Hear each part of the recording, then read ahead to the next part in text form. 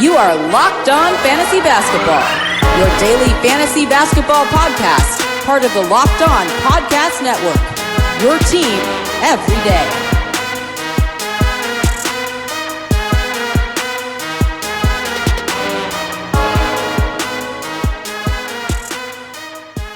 Hello and welcome to the Locked On Fantasy Basketball podcast brought to you by Basketball Monster. My name is Josh Lloyd and I am the lead fantasy analyst at basketballmonster.com and at Yahoo Sports Australia. And you can find me on Twitter as always at redrock_bball and on Instagram at Locked On Fantasy Basketball. Today, I am recording this in advance, but it is being released on Christmas Day over here in Australia. So, Merry Christmas to everybody here in Australia. Merry Christmas to everybody over in the United States and all around the world when it is Christmas time for you guys and any other celebrations that you guys have going on at this time of the year. I wish all the best to you and your families and extended families and friends and everybody you associate with. And hopefully it brings a peaceful and happy time of the year to you. But what we're here to talk about today is not Christmas, it's not Hanukkah, it's not anything to do with that. We're talking about fantasy basketball, buy low targets. Michael Bolton. Let's get to it. Merry Christmas, Mr. Bolton. Let's talk about these guys who I think are buy low guys at the moment. Again, when we talk about buy low players, I've got to give this caveat all the time. These are not an exclusive list.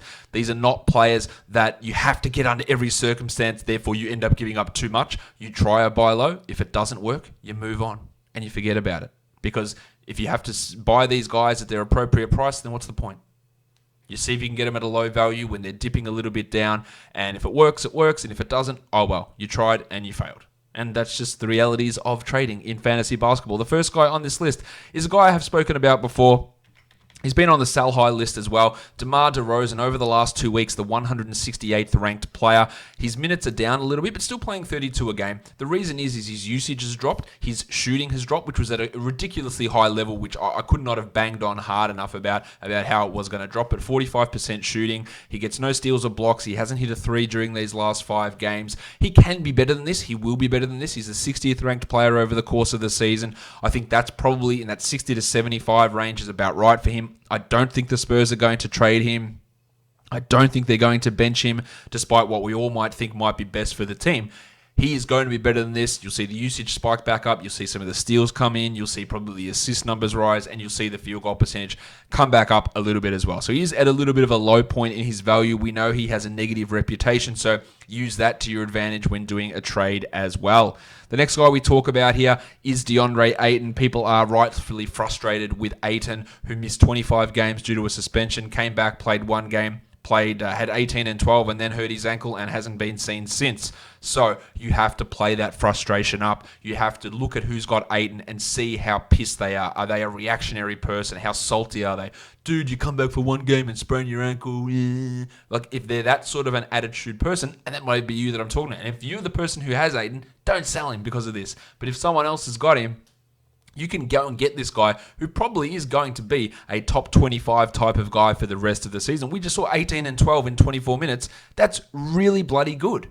Now, the ankle's frustrating. He hasn't broken his leg. He hasn't torn his ACL. Maybe it's a week. We don't know. But this is the time. The frustration from the suspension, the frustration from the ankle injury, go and get him. If you can get him for a top 50 player, a top 60 player, that is an absolute no-brainer decision to me, and this is the time to strike on Deandre Aten.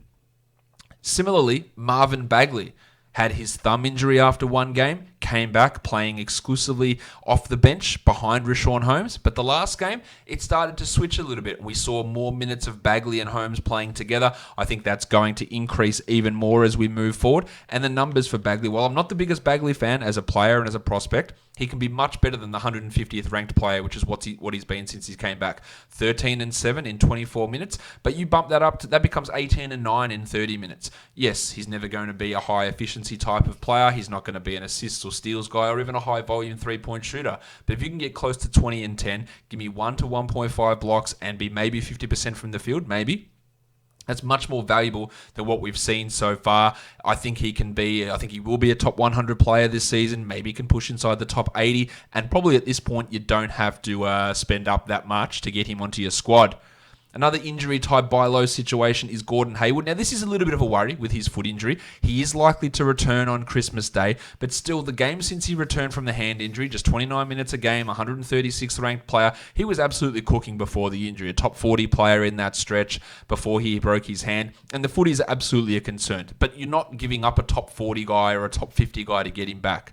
You look at the guy, you go, hey, you know what? I'm interested in Haywood. I'm desperate, man. I'll take a chance on someone. Yeah, I know it's the foot that he broke. Yeah, I know he's had this soreness for 6 weeks. Throw a top 100 guy out there. Throw an Evan Fournier out there. Throw a Serge Ibaka out there whose value will dip once Marc Gasol returns. You throw your Paul Millsaps out there. Throw those sort of players out there. And then in the end, like they're players who fluctuate anyway, throw DeAndre Jordan and someone else if you're still holding on to him. And then try and get that deal done for Gordo Haywood. The Blue Arrow, Jamal Murray, he is quite a streaky player, and when players are streaky, that's when you can execute buy lows and sell highs. Over the last 2 weeks, he's 111th in total ranking. He's 50th on the season. Now, part of the reason he's 50th on the season is his steal rate was much more elevated than usual, and he was shooting really well. He's not shooting that well at the moment. Only 1 steal a game, under 4 assists a game, 42% from the field. There are a few indicators there that can significantly jump up, including the fact that he's hitting just 26% of his threes over his last 7 games. That will bounce back. It'll bounce back in a big way. I think 3 or 4 weeks ago, he was on the sell high list because he was the 20th best player. And I said, this won't continue. And we've seen that now. This is just what Jamal Murray does. And taking advantage of that at the right time is always a way to accumulate value on your fantasy basketball squad. Drew Holiday is on my list. No, I am not worried about a trade. I am not worried about a shutdown. I'm not worried about those things at all, but the person who has him might be. Now, Drew Holiday may get traded. I think it's highly doubtful, but this guy is that good that if he gets traded, he goes to a team where he becomes the starter and plays 35 minutes a game. Like, that's just what happens to him. At the moment, he's not putting up the numbers that would be tied in with what he actually does. 95th over the last 2 weeks. Why? Well, he's shooting, I don't know why, 56% from the line. His free throws have been a real concern all season, but just 41% from the field as well, including only 42% on his twos. He's under a steal a game. This is a bloke that can be up at 2 steals a game. He's still giving us 0.9 blocks and 6 assists, but people look at the percentages and they get really worked up about it. 48% true shooting is not great. He's at 28 usage, and that probably might come down a little bit, or probably might. It might come down when Zion Williamson returns. It might. If he gets traded, maybe it comes down as well. But there's real offsets here. This is a guy that thrived alongside Anthony Davis. He can play alongside other good players and still put up numbers. So again, I'm not paying a top 20 price. I'm not paying a top 30 price to get Drew Holiday. I'm not even paying a top 50 price to get Drew Holiday. The panic about the trade, there's panic on both sides. What if he gets traded and then he becomes bad? What if he doesn't get traded and they shut him down? Cool.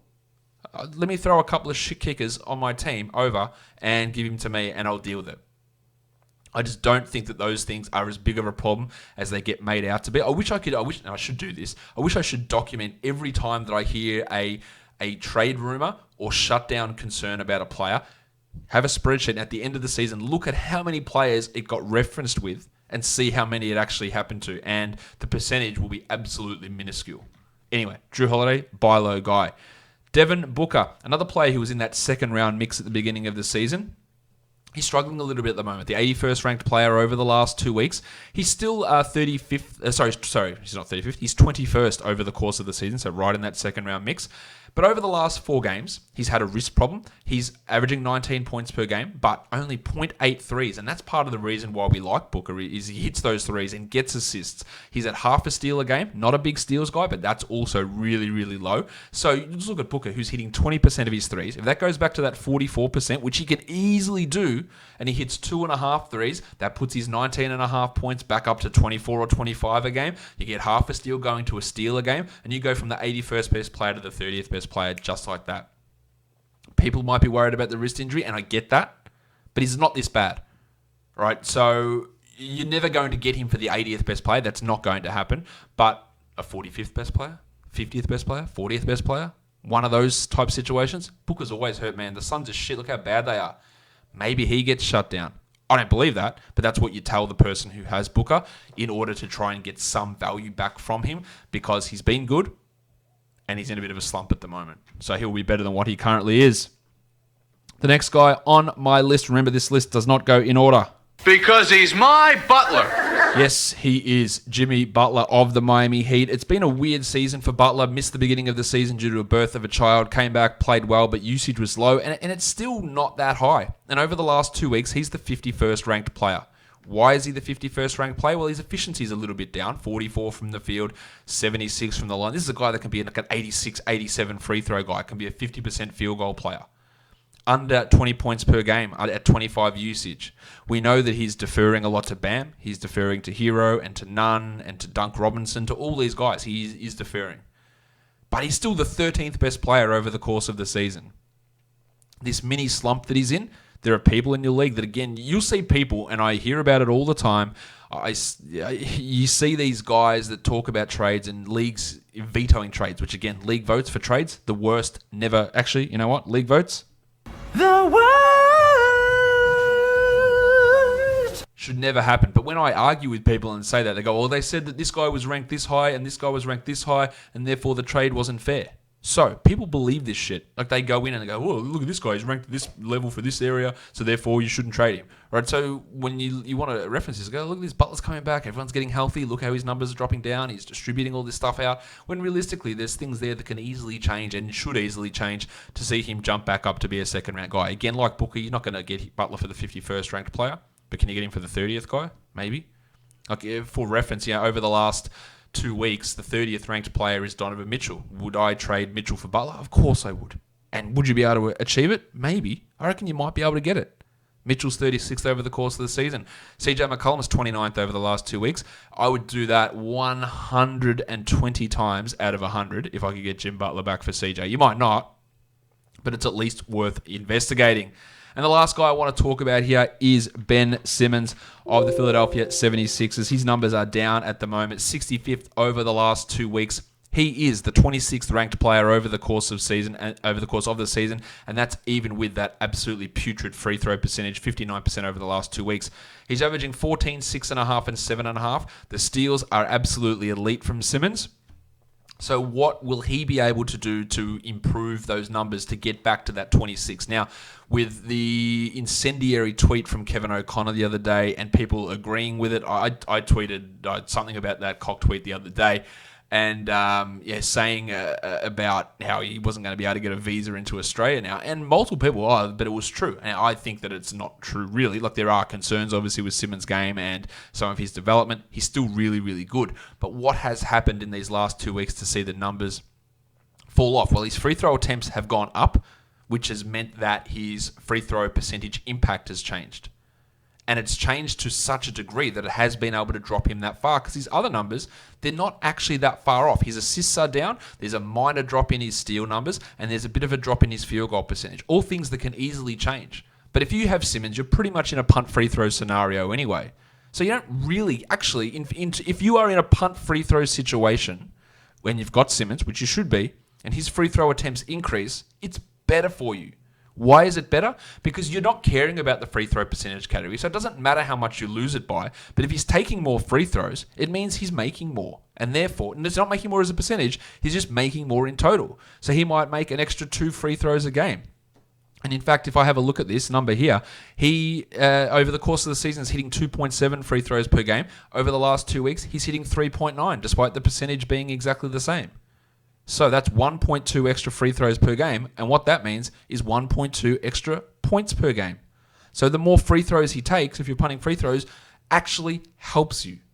It actually gives you more in that points category. And that hasn't translated because his actual usage is down a little bit, but the theory is still there.